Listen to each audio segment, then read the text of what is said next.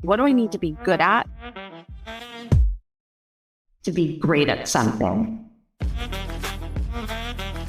Hello, everyone. You are listening to She Leads with Carly, and in this show, we talk to the absolute best, brightest, and yes, badass leaders.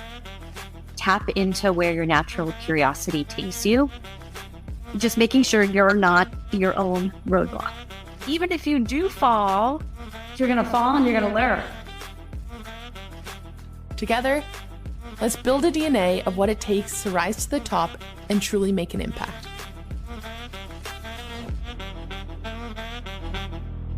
I'm your host, Carly Malatsky.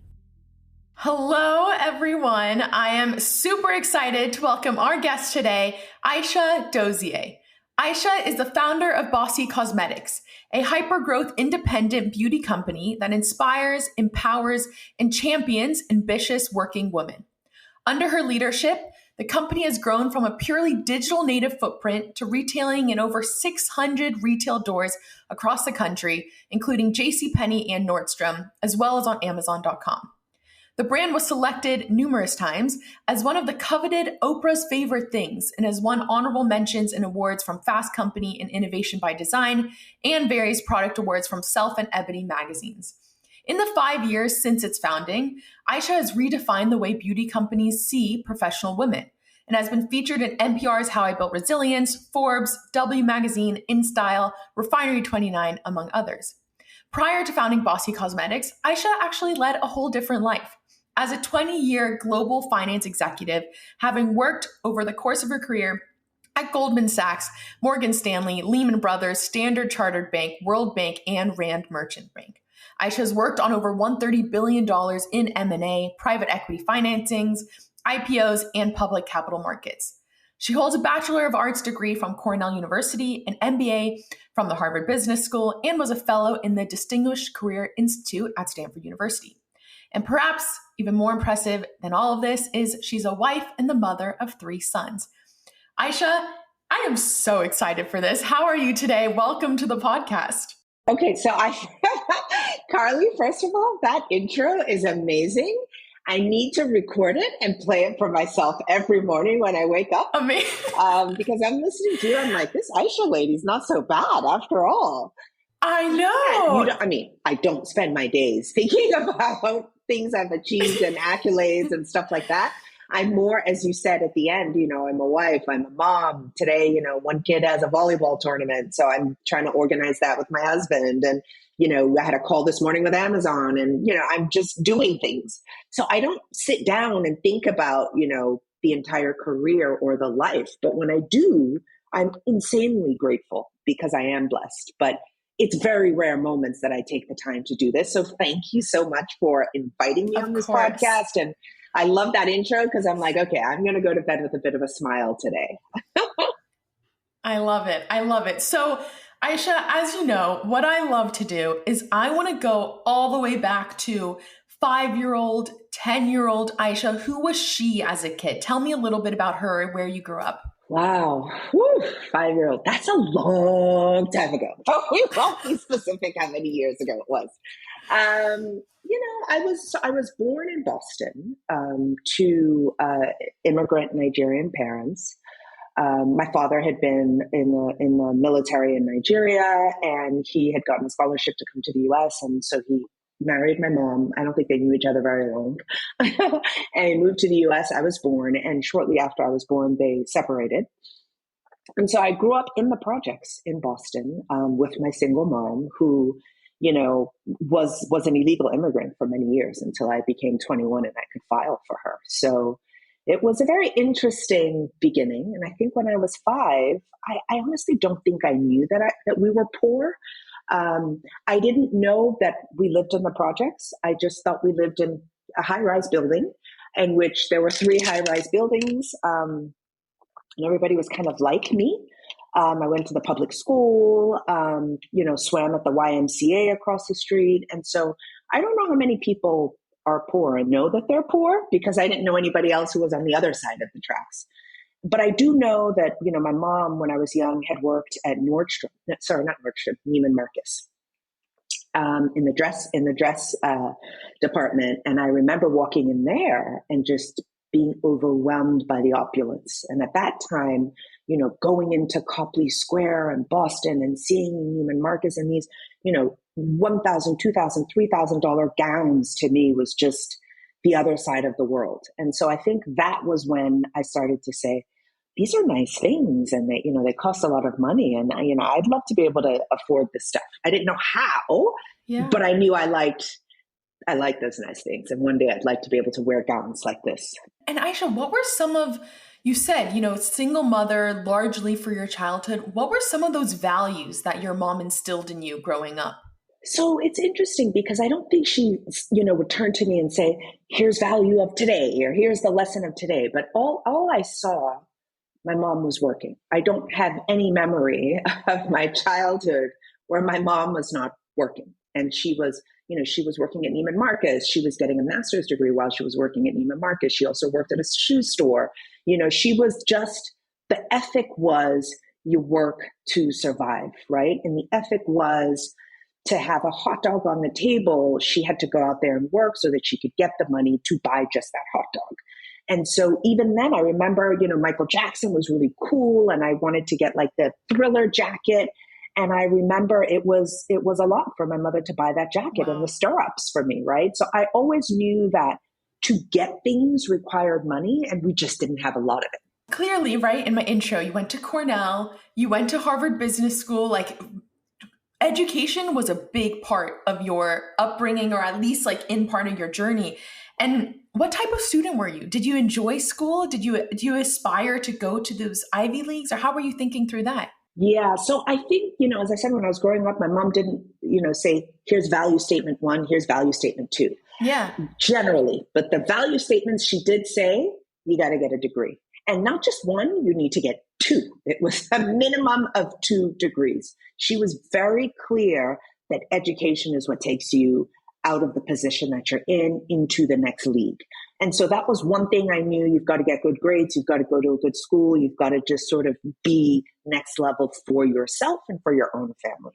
And so that was one thing that I can say was a value placement in me, was the value of education and really going after it. And so I was the kind of student, I was very disciplined, to be honest. I look back now at college, I'm like, okay, maybe I was a little too serious.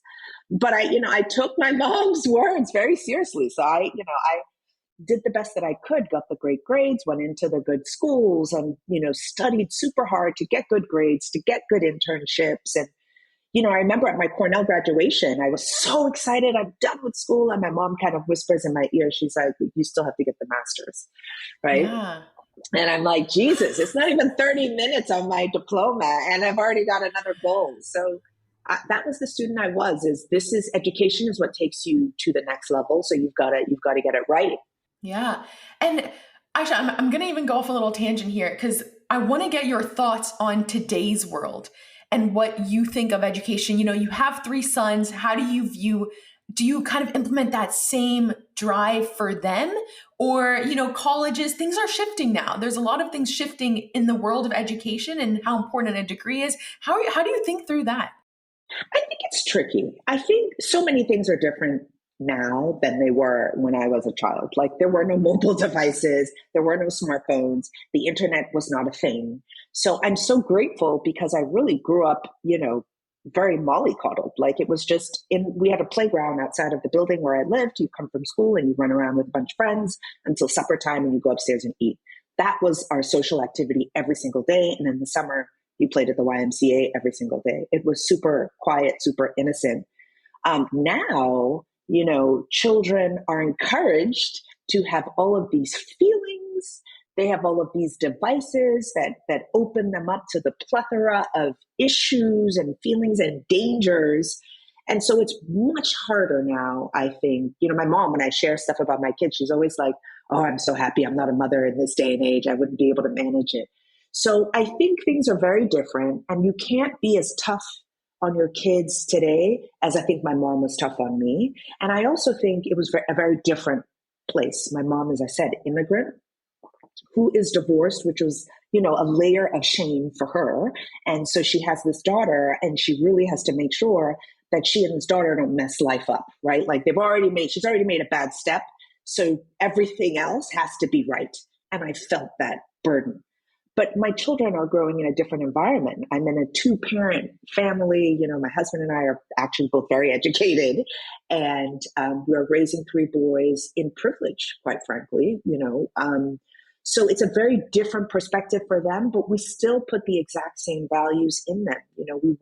So I won't say you have to get all A's, which is what I was told when I was young, but I will say, if you are capable in this subject, I really want you to work for the best that you can. If you are struggling, then we will get you support. But those things, that kind of conversation wasn't open to me when I was young. And if my son comes to me with a B in a particular subject that I know he's worked really hard at, I'm good with it. I love that. And I think what comes into that is more of the work ethic that you intrinsically learned from your mom, right? Like if you're good at something, if you're not good at something, like you'll work towards it, yes. Whether that's in either way. So I love that. I think that's amazing. And so before we actually even get into Cornell, you studied economics, you go down this whole journey in your career. I want to touch on what you said, where both your parents are Nigerian. You actually lived for a good portion of your life in Nigeria and then moved back to the States. How have you dealt with, whether it's today, but also early on in your years, like how did you deal with that almost dual identity?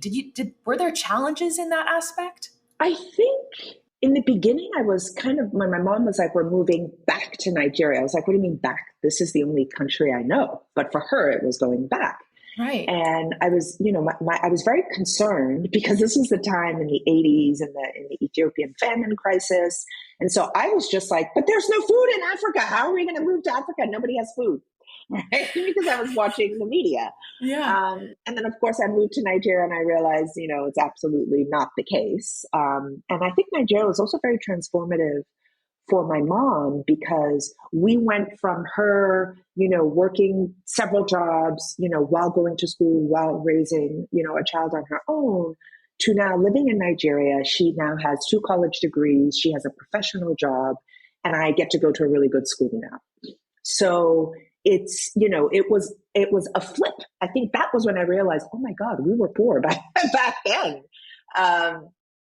And so it was for me though, a lot of people made fun of me that I had this American accent, and it was a very tough adjustment process for me, which I think I only unpacked as an adult. I really tried my best to fit in. And then, of course, years later, I think 8 years later or less, I moved back to the US to go to college. And then there's this, well, are you Black American or are you not? And what does that mean? And so in the earlier stages of my life, it was always very confusing because I felt like, why do I have to be something? Can't I just be me? And then as I grew up and started to understand the various levels of baggage in Nigeria, in the US as a Black person, I then really understood it. And so now I really feel like I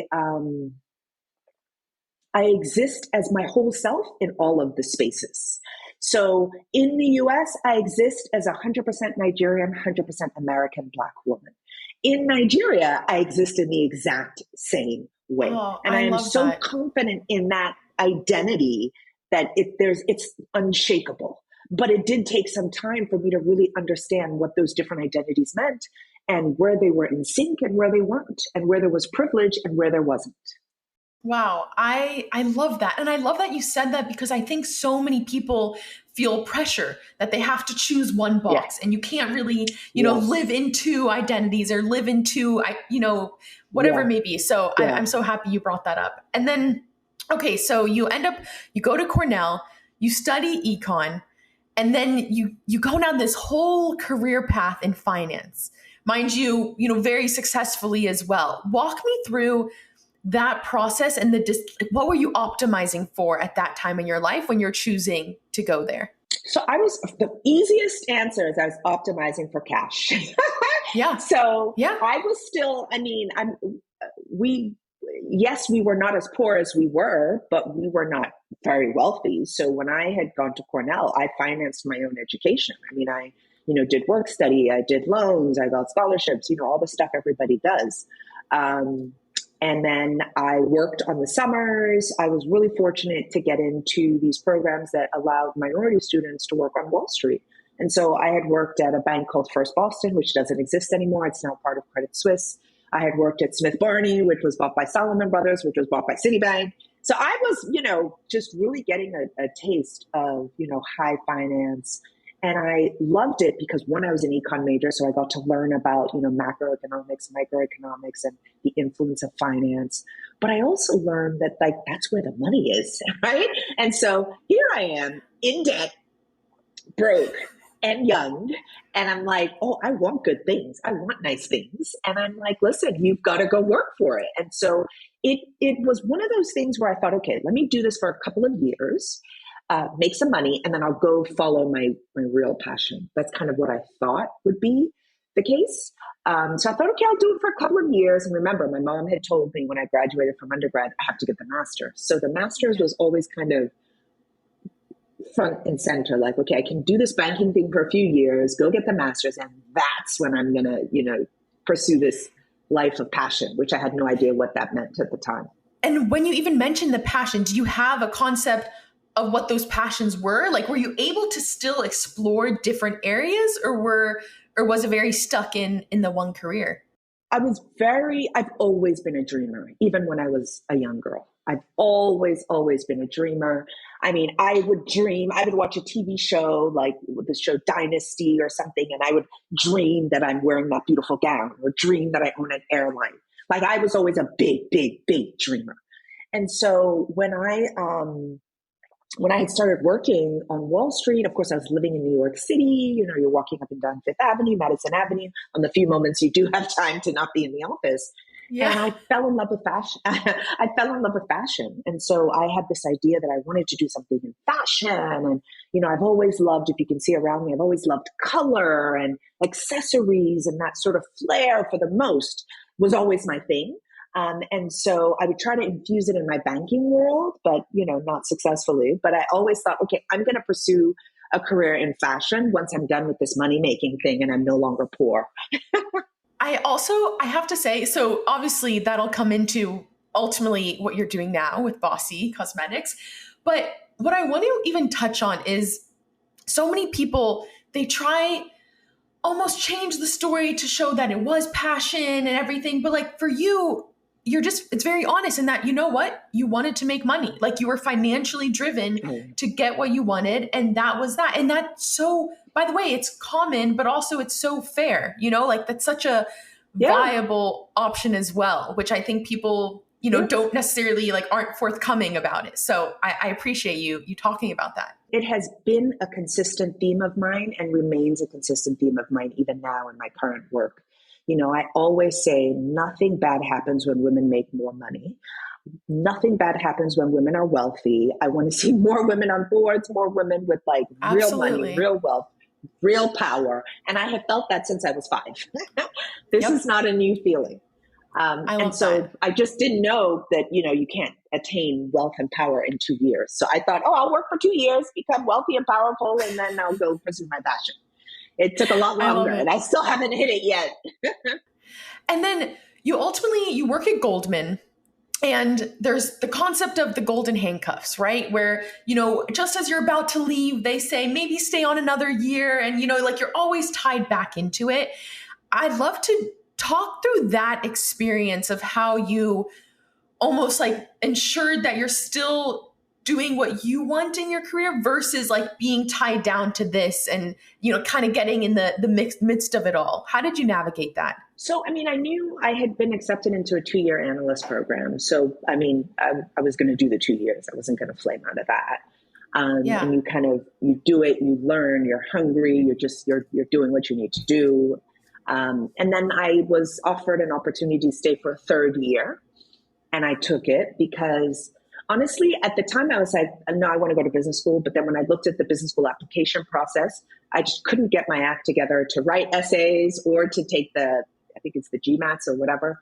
I just couldn't motivate myself. So I was like, okay, you're not ready for business school if you can't even apply. So I stayed for 1 more year. And after that, I was so ready. I was one of the earliest applicants I was really, really ready to leave. And I was tired, right? Like when you're an analyst for 3 years, you are literally the bottom of the totem pole. Like you do it all the time. And so I liked the idea of taking 2 years off to go reflect, to go have fun in business school. Honestly, like I'm not sure I went to learn.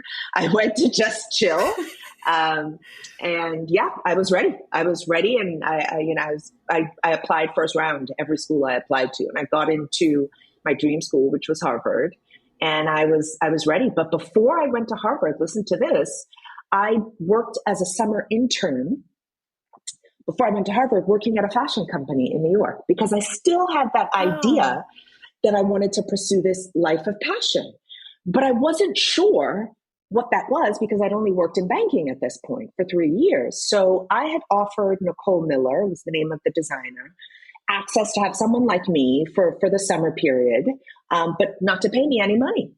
Right. And again, as a young banker living in a tiny studio apartment in Manhattan, I could afford that. Yeah. So that was my foray into let's play around with this idea of passion and what does it mean and what does it look like and creativity and all of that. So I did that for the summer before I went to business school. And even in that, getting that taste of fashion, when was that first seed planted of like, maybe I'll be a founder, like maybe I'll start something my own? I think it's always been in me. Okay. It's honestly. Always been in you. And I was just about to say, I was always this like really bossy child. I was always this child that just had an opinion, wanted to say something, wanted to be the boss, like wanted to drive things. And I'm still like that. I come into a group and I see that, people are struggling to take leadership. And I'm the person who's like, let's go. You do this, you do that, you do this. What's your strength? What's your weakness? Let's do this. Like I've always been that person. And so when I would have these dreams, they were always about me owning something. It was never me working for someone.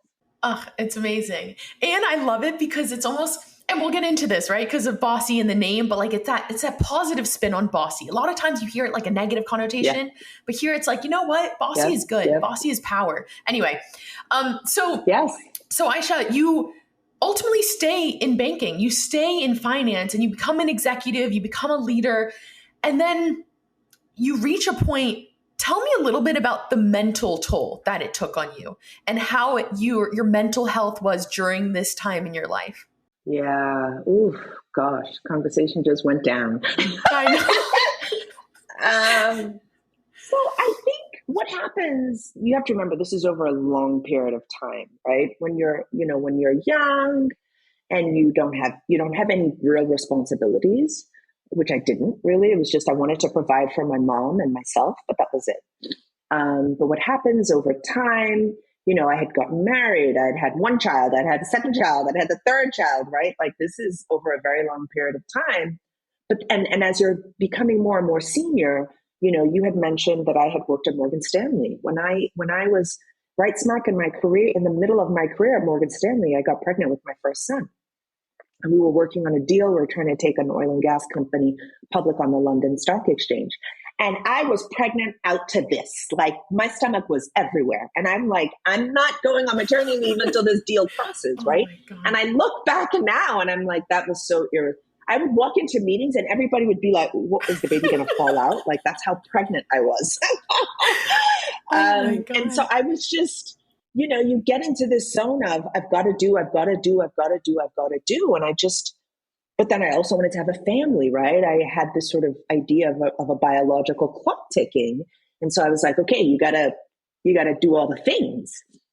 And it's really, really hard to do all the things at the same time. And so about 8 years ago or so, I had started feeling tired. I'd been tired for a while, but it's like you're always tired, right? Yeah. Just like drink a coffee or like go for a run or get a workout or something. Like you figure it out. It wasn't a big deal. But the exhaustion just wasn't going. The exhaustion wasn't going away. And then I found out through a series of really unfortunate circumstances that I had severe hypertension. And it knocked me off my feet because, my father had passed away a few years before that from heart failure. And he was hypertensive as well. And so this runs in my family. And when the doctor had said, look, your blood pressure is so high. And let me make you laugh. So when I go to the hospital and they tell me, okay, your blood pressure is so high, the reason you're dizzy and always exhausted is because your blood pressure is high. If you don't figure out a way to make some changes in your life, you're going to have to go on medication for your life. And so I was like, okay, what do I need to do? And I remember the doctor asking, are you under stress? And I'm like, no, not really. And my husband's at the hospital with me. He's like, yeah, she is. Yeah. And he's like, the doctor's like, okay, well, listen, I need you to take like a week and just chill. Here's where we want to get your blood pressure to. And, I'm not, you can't tell in the video, but I'm nowhere near obese. So from a BMI standpoint, what you would usually tell someone is, okay, you've got to lose weight. You've got to do this. You've got to do that. But right. Weight was not my issue. I cut out salt. And then I spent a week basically at home trying to get my blood pressure down. How do you think that went, Carly? Not good. Spent all day looking at myself in the mirror. Okay, I don't feel relaxed. Am I relaxed? Taking the blood pressure, like I have the cup at home. Oh my God, it's going higher. Okay, drink some tea. Let me go for a run. Oh my God. Right. At the end of the week, I went to the hospital. I was like, give me the medicine, please. Oh and so I've been on those pills for the last 8 years, every single day. Wow. Now we can, there's humor in it, right? But like at the time it's freaking hard and it's draining in every which way. But I just there's a part of who you are too, of you answering the doctor, no, I'm not stressed. It's just normal life. Like that's my job. Yeah. So yeah. That's incredible. And ultimately, did that change beyond the medication, right? Did that change your habits? Did that make you take another look in the mirror and be like, am I on the right path? Should I be doing this? How are you thinking through bigger picture? It changed everything. It changed everything. At the time, I was turning 40, and that was a very disruptive period anyway, right? You're like getting into a new decade and you're kind of reassessing so many different things. And now this doctor has told you that you are, the life that you have very carefully crafted, you have invested in, you have just put all the pieces together very thoughtfully, sacrificed so much. The doctor is telling you that, the weight at the pace you're going to have a stroke. You're not going to be there to raise your kids. And so I was shattered. I was just like, how? And again, as I said, when the doctor asked me if I was stressed, I truly believed it's not possible that I'm that stressed, right? It was my husband that's like, I have been watching you. You are very stressed. And so it was the best bad news I've ever gotten in my life. Wow. Yeah. Yep. I changed everything. And so shortly after that, I quit my job. I have not been a banker ever since. Yeah. I applied for this program, the fellowship at Stanford, and got accepted and moved out here. And this whole new life has begun.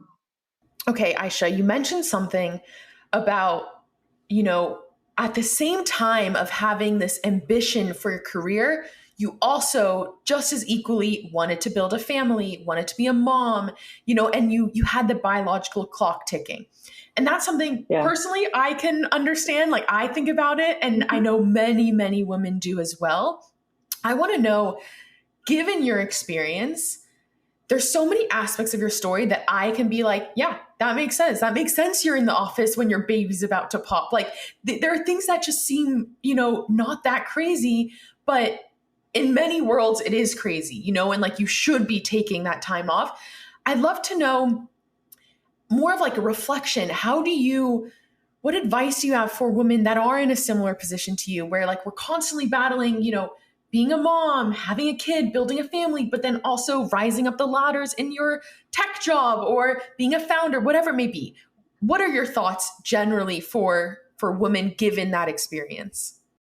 Yeah, it's hard.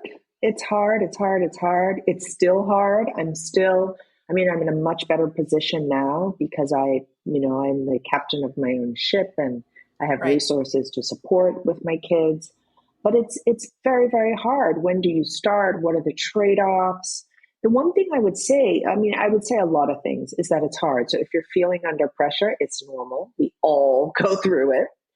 The other thing is that you can have it all, but just not at the same time, right? And this fallacy that we see on social media, where there's this perfect woman and she makes her spaghetti from scratch and she makes her thing. And then, she manages the perfect little kids and, and just she's all perfect and everything's all great and her husband's all great. Shape.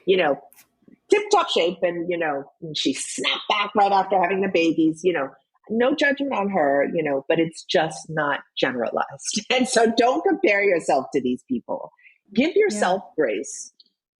There will be moments that you're going to have to slow things down. Right. And you have to tell yourself you can't do everything all at the same time. And for my 3 children, it's very important for me to have a vaginal birth and to breastfeed them. Right. Like I wanted that connection, which means that I wasn't going to go back to work immediately. I was going to give myself that time. But I will say, with my last baby, I was interviewing for a job with Rand Merchant Bank. Again, I was like 6.5 months pregnant walking into the interview.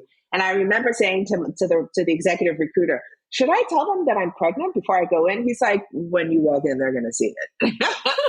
And I got the job, and we paused the discussions until the baby was born.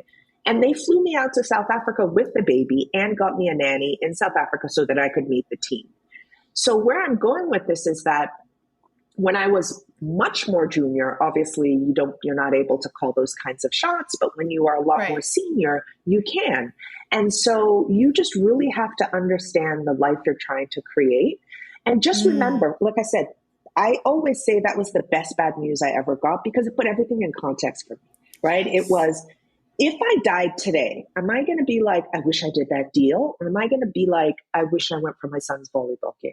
Wow. It's going to be the latter, right? So you have to optimize for the things that are most important to you. And there are some women who maybe they're going to want to have done the deal. That's your call, right? And then focus on that, right? Focus on that. But I know the kind of life I want to create. And I do want to have power and influence and wealth as a woman, but I do also want to be a mom and a wife.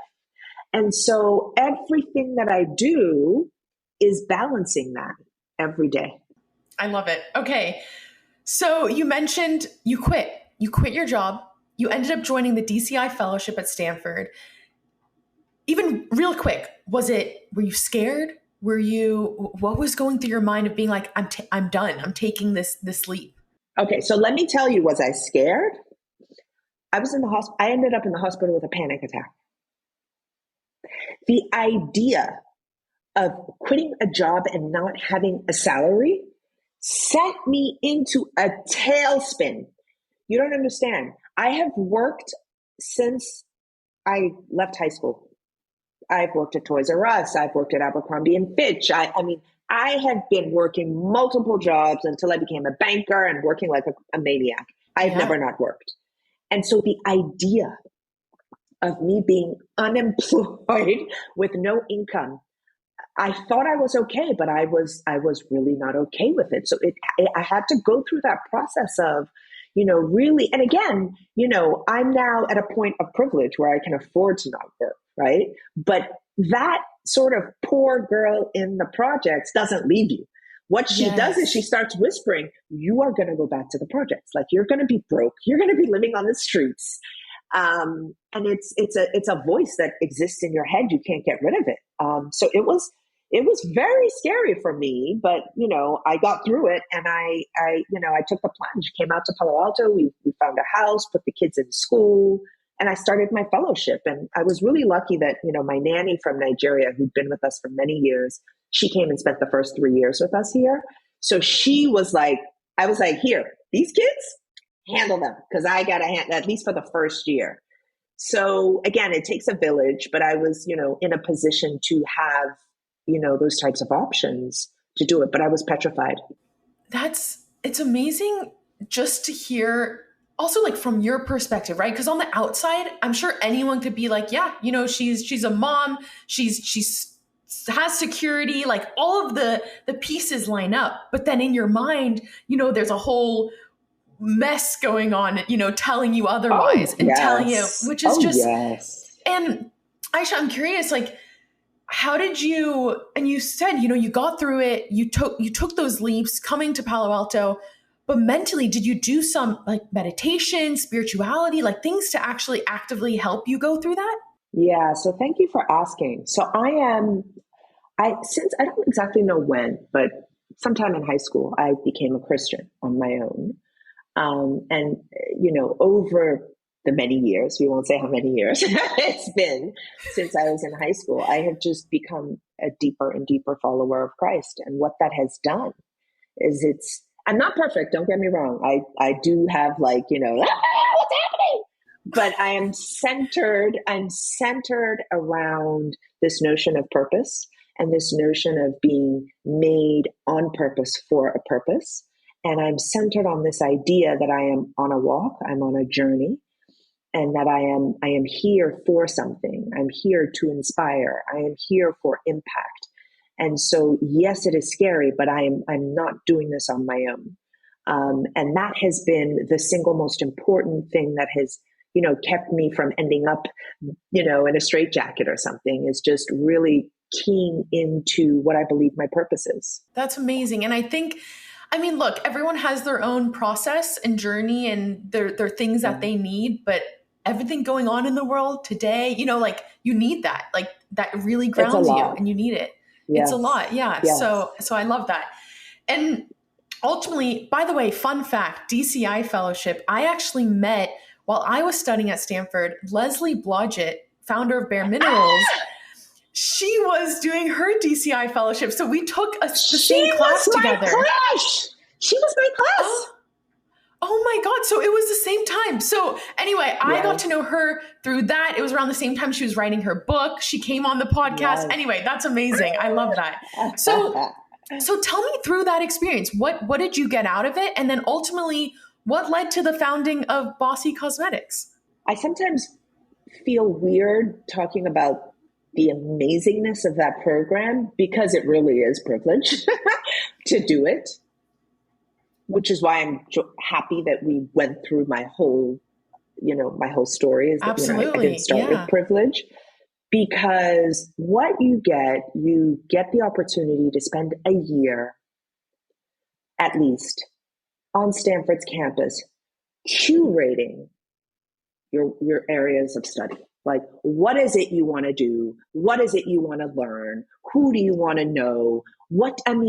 My God. And I was focused on just creating brain space. I felt like I'd spent a couple of decades in a very specific linear path, which had served me very well. But then I'd gotten to this point where I just didn't know where to go. I didn't know what was next. And I'd looked back and I was like, okay, great career, but I'm not happy. I don't enjoy this.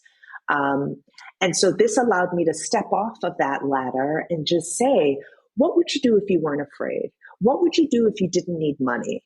What would you do? Like, who are you? Who have you become over these 20 some odd years of professional experience? What is the toolkit that you have built, right? What are you passionate about? What is your purpose?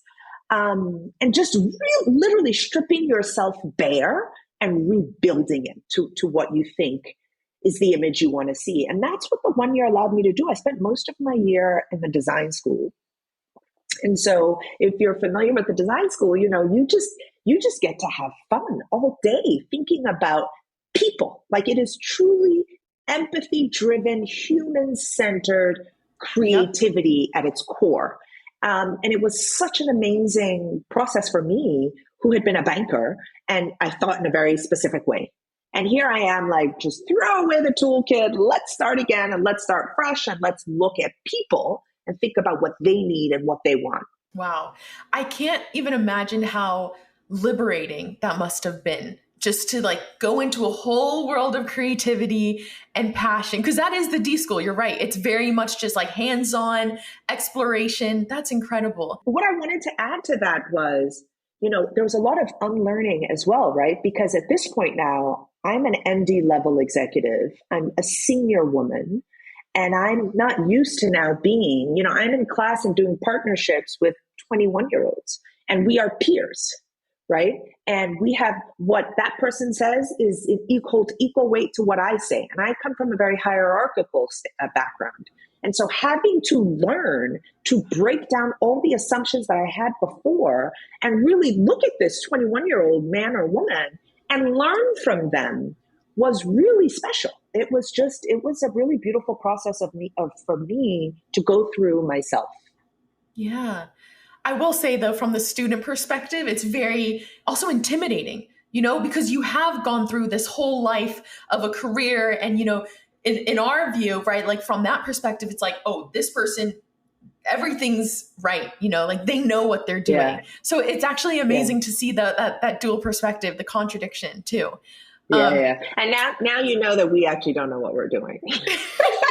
But Aisha, another aspect beyond the unlearning is, did you have a challenging time almost translating the skills that you got from finance into this whole new world, whether it's entrepreneurship, creativity, whatever it may be? Did you, and I don't want to necessarily use the word imposter syndrome, which we hear a lot, but did you have that process of like, how does this translate? Like, where is the tie between the two? Yeah, definitely. First of all, I have a PhD in imposter syndrome and have always had one. So I think it's a daily battle. And I'm okay with it because I know I deal with it, I can see when it's rearing its ugly head and I know how to smack it. But I think I was in the beginning of the program, it was great. Up until kind of 3/4 of the way through, I was just like, free your mind, Aisha, free your mind, learn, absorb. And then of course you're getting to the last quarter of the program and you're like, okay, honey, what's the plan? Like, you need to have a plan. And, I was very, very concerned with my lack of a plan. And I think one of the things that became very important for me to know about myself. So one thing is I felt this weight as I was getting to the end of the program to do exactly what you said, which is to take the thread from the previous career and sew it into the new thing. And I was trying to do that consistently. Like, how do I extrapolate from being an investment banker to what? And, I would ask people for guidance and it was like, okay, go be a CFO for a fintech company or go be a whatever, go into tech or go be an investor or, all these things that are the thread that, makes sense. But every idea was depressing to me. I was like, I don't want to do that. I don't want to do that. I don't want to do that. And then I had to free myself from this idea of, first of all, needing third-party validation, like stop asking people what you should do. You are now old enough, you're a grown-up, decide what you want to do, and it doesn't matter what other people think about you. I think for me, that was a very big chasm to cross because I didn't even know that it was something that I was concerned about. And I think also, I did have a bit of an identity issue. I had become very comfortable with what was on the business card, right? I'd become very comfortable with the name. Oh yeah, I work at Goldman. Oh yeah, I work at Lehman. Or, and what happens? Oh, I went to Harvard. And what happens is when you don't come from privilege, you're running around looking for all these things that are stamps that allow me to walk into a room and very quickly you can put a good value on me, right? But now I've come to this point with having just like flogged the living daylights out of myself over 40 something years. And I'm like, okay, I don't want to get any more titles. I don't want to get any more stamps. I just want to follow what I want to do. And I realized that I had to rip up the playbook and stop looking for the thread. And so what I started to do was to do design thinking on myself. Wow. Okay. And so I took this really amazing class called Transformative Design. And it's really just holding up a mirror. And that's how Bossy Cosmetics was born. It was, what do I think I'm uniquely placed to do? What do I think would be work for me that's not really work? What would be something that I could do that would keep me in a state of flow where I would constantly be generating energy, but that energy is work. And that work is output that can be beneficial to someone else. And that you could put a price on it. That's the way. And then I didn't plan for it to be what it is becoming now, but at that time it was a very small idea of, let's do something silly, right? Let's play with this a bit. Let's not go look for a CFO job and something. Let's not look for those things. Stop it. Let's do something that's going to bring you joy. And that's what I've been doing for 5 years. So let's get into Bossy, right? You start Bossy Cosmetics, and we saw a little hint of it from, working in fashion and whatnot, but this is a little different. You go into cosmetics. So tell me about those early days. What made you say, you know what, this is what I'm meant to do. I'm taking this leap.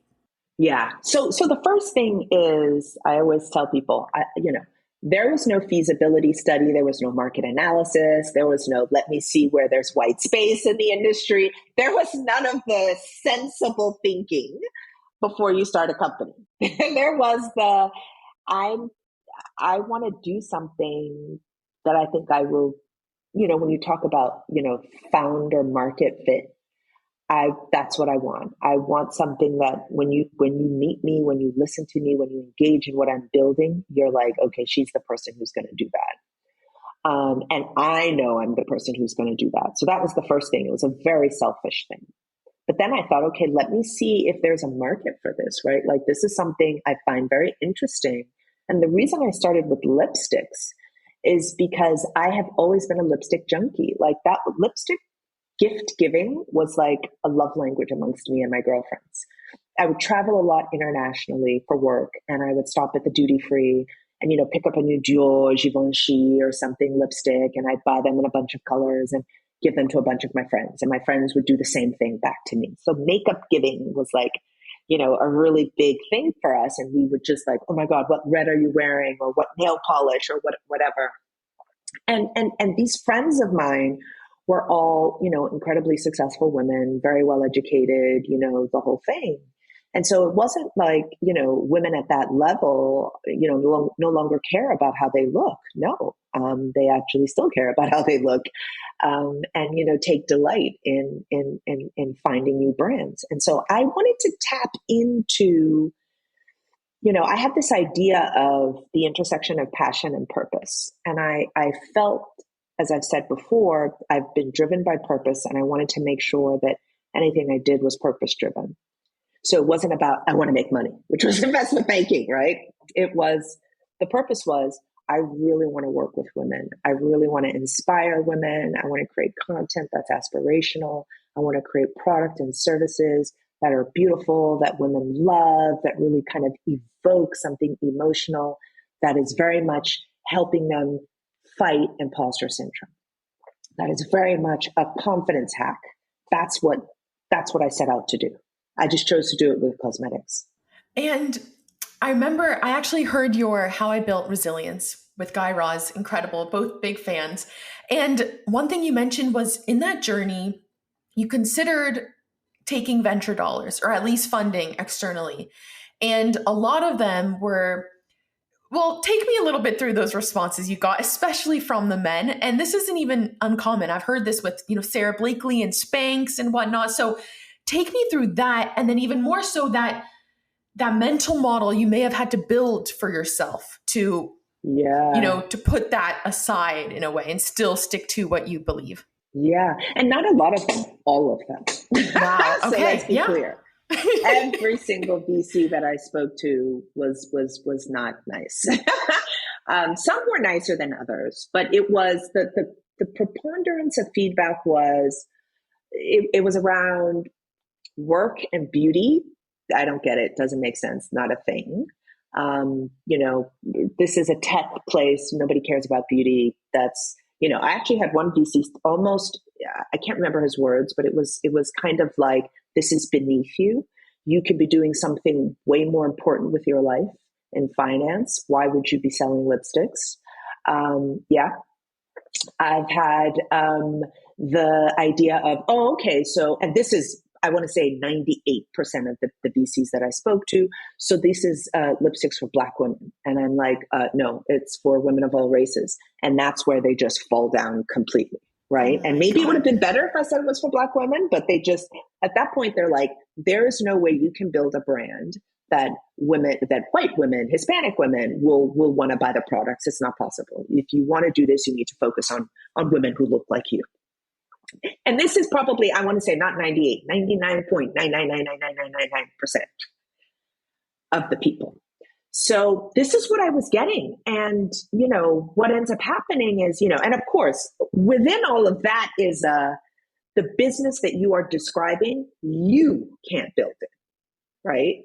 Right? Like you can't do it. And a lot of it is because I'm a Black woman, right? Because I don't think you can debate that I can build something based on my background. I don't think you can, if we're talking about pedigree as something that VCs and investors flock to, I have all of those things, right? So there is a very personal reason why you don't think you can back me, or you will not back me.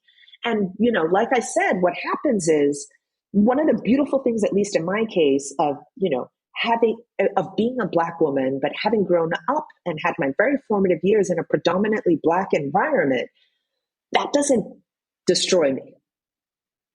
It doesn't destroy me. It doesn't, it's what it is, but you keep going. You keep going, right? And I faced it throughout my career in investment banking. I don't want to make it seem like as a Black woman who was senior in investment banking, I never faced racism. I did all the time, but you just kept going. And so in this case, I realized, I'm not going to get support from, the people who are here to bet on the people they should be betting on. I'm not a worthy bet to them. And that, I didn't take that personally. I took that as, okay, how much do you believe in your purpose? How much do you believe in this idea? And so what I started to do, I started small. I was like, okay, listen, you may have purpose, but this may not be the right way to execute it. Go into the marketplace. The marketplace is the truth teller, right? Like you can have, as we have seen in tech, some people Quibi raised, I don't know, $1 billion something and just, disaster. So it's not the money you raise, right? So I was like, listen, and in hindsight, I can say this now because we're still in business. I'm actually grateful that I wasn't given a lot of money or any money from VCs, because I definitely would have wasted the money. One of the things that the 5 years, because I was very resource constrained, I had to really get intimate with the customer. I had to really understand what she wants. I had to really understand who we are, what distinguishes us from other brands. So I had to do really hard brand development work on no budget. And so it depends on the day you catch me. Some days I'm like, I'm doing it. All these people, and everybody who, has rejected me over the years. I have this like quarterly thing I send out, or like if we're on Oprah's favorite things or we get an award, I put them on the email list. Yeah. Absolutely, as you should. And Aisha, and wow, that's just hearing the responses and it's just sounds crazy. It sounds absolutely crazy, but I can understand it. I've heard many stories like it happens. So it's almost just how you react to it. And then you actually bring up such an interesting point about oftentimes founders who are resource constrained, like you have to be creative. You have to, that grittiness versus being like, yeah, I think customers will like this. Let's run in a big experiment, and waste some money doing that. So there's so much value in that, which I love that you brought up. And so, Aisha, when you think of, up to now where you're at, how has it been? How is it being a founder of Bossy Cosmetics and, in a completely different, like you've lived, different lives if you think about it. Yeah. How is this life that you're currently living? I feel incredibly blessed. Just even having this conversation, who I'm sharing this conversation with you, other, Leslie Blodgett is a woman I just hold in such high regard, other women that you've spoken to on your podcast. You can't imagine, for Guy Raz to DM me on Twitter and want to talk to me. Like, are you mad? For Oprah Winfrey to like have a picture wearing my lipstick and holding it? Are you mad? Like madness. It just, and then I'm in my studio right now, which is 3 blocks from my house. I walk to work. My kids, help me take out the trash. My kids help me pack up orders. I have made some friends from customers. I am falling down every day, but getting back up and learning. We are doing the thing. It is not easy at all, but I'm still at it. And so, this is harder than banking. This is definitely harder than banking. but I'm, I'm not ending up in the hospital. I'm happy, So I'm actually so curious about your answer to this, which is, what does success mean to you, and how has that changed over the last 10 years, if you will? So before, success was money. How much money is in your bank account, and what's your title? That was it. Like, what's your title? Are you a VP? Are you an MD? Are you a CEO? Are you on a board? Are you, the bigger the title, the juicier your life has been, and you're a winner. And the cash in the bank. I would say a decade ago or more, that was it. Now, having significantly less money than I had 10 years ago, for me, success is doing what I'm doing right now, right? Like I look around my office every day. I come in here with it sounds crazy, but just unbelievable gratitude. Everything here is dreamed up by me.